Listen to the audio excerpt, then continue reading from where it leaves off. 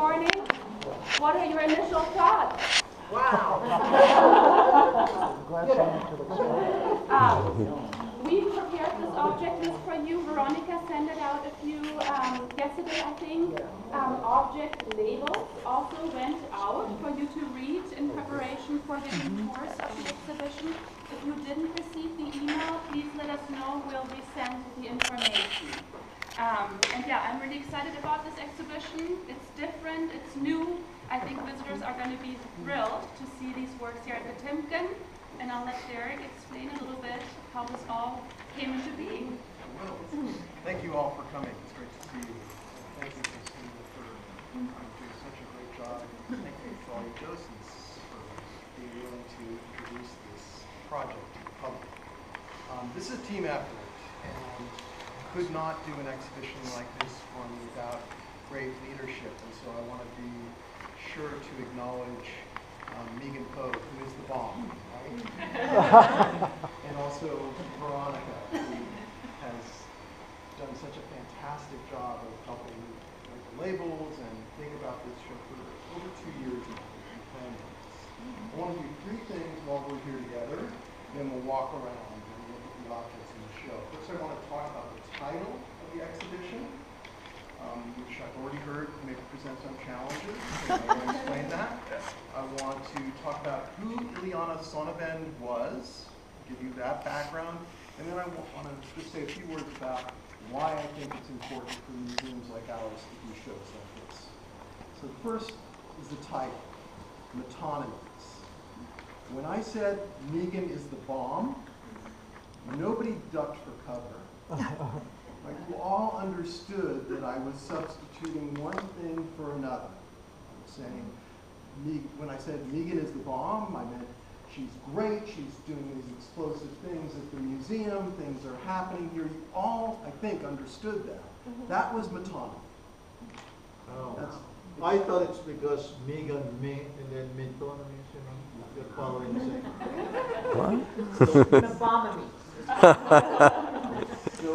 Metonomy is a rhetorical term. It means when you substitute one idea for another, but the listener, the reader, understands what you mean. When I call a businessman a suit, when I say the pen is mightier than the sword, you all immediately understand the meaning of those things because one like thing has been substituted for another. And so this show is about comparisons and about substitutions.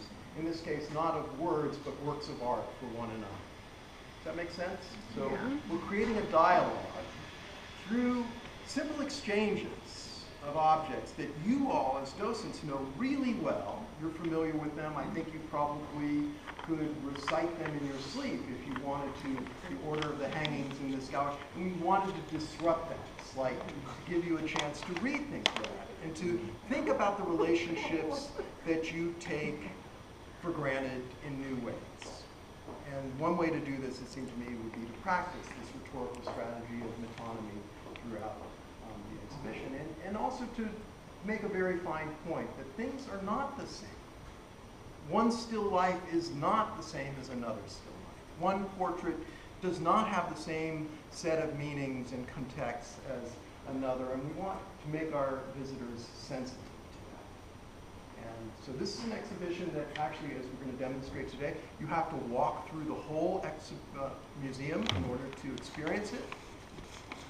It's only 9 objects, so that's hard to do, to reanimate a whole museum with 9 new objects. We've done much bigger shows here, clustered in that little temporary exhibition gallery, that have not had that same impact. And so I hope it's a challenge for all of you, but I hope it's a big reward. This is more than just a kind of Where's Waldo experience at the Timken, where you're looking for something familiar and trying to find it hidden away in a new location. It's much more than that. I think it's an opportunity for all of us to think together about what's significant in this museum and what's significant about our history more broadly. And so 9 objects, taking the place of other objects, and starting conversations. That's why we call this show Metonomy2, a dialogue with 20th century works of art from the Sonnabend collection. So the other part that I want you to understand from the outset is Who was Ileana Sonnabend? Does anybody know? Well, she was married to Leo Castelli at one stage. That's right. So she's more than just Mrs. Castelli.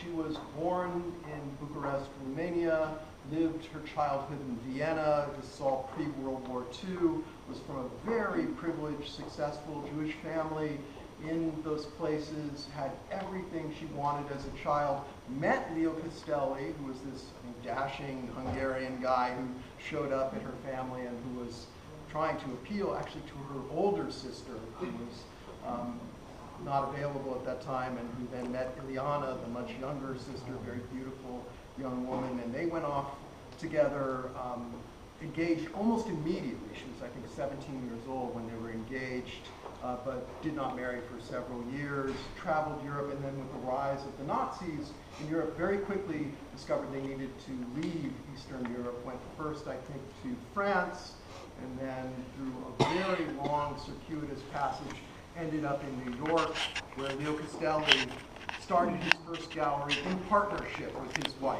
Ileana Sonnabend. So they were a force together. They identified artists, you may know their names, Andy Warhol, Robert Rauschenberg, Jasper Johns, all of them were identified by Leo Castelli and Ileana Sonnabend before anybody else were thinking of those artists as serious artists. They were showing them, they were representing their works and very successfully marketing them to people in New York. The Sonnabend-Castelli marriage did not last long. She divorced, her name was Ileana Shapira at that time, but they divorced in 1959, and she remarried Michael Sonnabend almost immediately, moved to New York, and started her own gallery called the Gallery Ileana Sonnabend, which gave Andy Warhol his first show in Paris. So she was not, as you suggested, Jim, she was a significant part of the art world of the 1960s and continued to be until her death in 2007, one of the signal art dealers in the world. She was famous for really not caring that much about the business side of art, but really caring about arts. And so she continued to have this, you can't say it's luck, this incredible precision about identifying the next generation of young artists. So throughout her career, she's after Warhol and Johns and Rauschenberg, she picks up on the minimalists, people like Robert Morris and Sol LeWitt all get shows at the Sonnabend Gallery after them. She's working with Jeff Koons and others. She always was ahead of the wave of art world talk. In fact, you could say she was creating the wave. So she was a really formidable force in New York and Paris. And she opens a gallery back in New York, competing, but also collaborating with her ex-husband, Leo Castelli. In the 1980s, she opens up this other space, and they continue to show young artists like Jeff Koons there. When Sonnabend needed money, which she often did for her galleries, she would sell one of her own paintings from her personal collection, which at this point were already in her lifetime extremely valuable. But I think it's part of the lore of her acumen as a business person that she financed her galleries by her own collection oftentimes, and that she formed this outstanding collection, which at her death in 2007 was one of the most important private collections of post-war art in the world.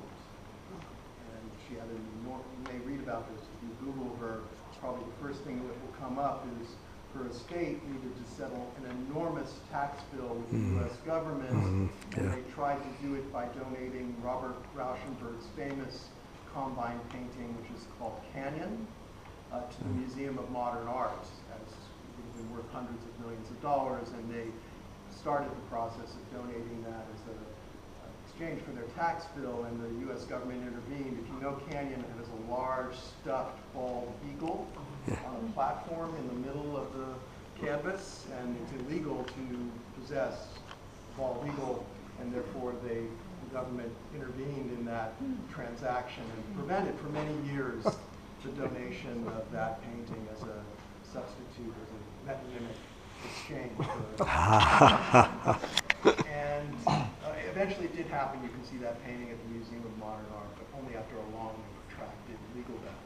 All this time, actually since 1985, the Sonnabend collection was recognized as a really important body of work and had been shown in very small groups throughout the world. I think a year ago there was a show in Portugal based on the Sonnabend collection. This is the first time these works have been shown in San Diego. So it's a great, I think, gift, thanks to Megan, to this community to share these works so generously for free in a place where you don't expect to see Warhol, Lichtenstein, Wesselman, Coombs. I think also the first time those artists have been shown in this building, any works by them. So it's a nice first for us too. So, question, all these pieces that we are seeing here were in her collection, or all of these artists were shown by her? It's a good question. Sorry, I wasn't clear. These are all her objects, her personal objects. They now belong to a nonprofit foundation run by her family, and they're called the Sonnabend Collection. That's the institutional name for them. But these are not just artists that she was involved with, although there have been shows. MoMA did one just of those artists that she promoted. But this is her work, so it's interesting from that point of view too. I said I was going to do one other thing. Why is it important for museums like ours? It's a small collection, 70 plus objects on the wall. You all know them very well. We show that every day to the lucky public that comes here. And this is a chance to see them really with fresh eyes and to surprise ourselves. And when Christina asked, what's your response? And you said, wow, in some ways that was the metonymic substitution for the experience of kind of feeling differently about this whole place. I went and saw a show about a year ago in Vienna at the Kunsthistorisches Museum, which really looked, you may know that museum has one of the greatest old master collections in the world. It's got a few more Bruegels than we do, but it's a fantastic place to study art. And they did something really interesting. They put a Rothko next to their Rembrandt. They put Felix Gonzalez Torres next to a paired portrait of a young Roman twins. They did these interesting things which just brought that place to life for me, and I thought we could do that. We could, in our own modest way, we could change the way that our visitors feel about an experience at this museum. And then we could have done this very simply, but Megan and I agreed we'd make it as complicated as possible. And so each gallery has something different in it. And I thought what we could do now is walk through those galleries and talk about what we expect people to experience when they think, maybe not in the rhetorical terms I've given you of metonymic exchange, but just seeing something that doesn't look like the rest of the things in this gallery and starting a conversation about how that's important in our history. Question. Yes. Is this just a first step towards thinking that Tintin will be having modern and contemporary art as part of the permanent collection? No, I mean, we haven't talked about that. This was just me having fun. You have to have a sense of humor about this show. And so we weren't that far in. Not that far along. No. Derek? Yes. I did a quick little walk, and I noticed that you didn't do anything in the Punisher. Is there a reason? So I'll tell you about that when we get there. It's coming. It's the big surprise. Oh, okay. Let's start over here in the American Galleries. And we'll go quickly because I want to be respectful of your time, and the public has arrived about 45 minutes.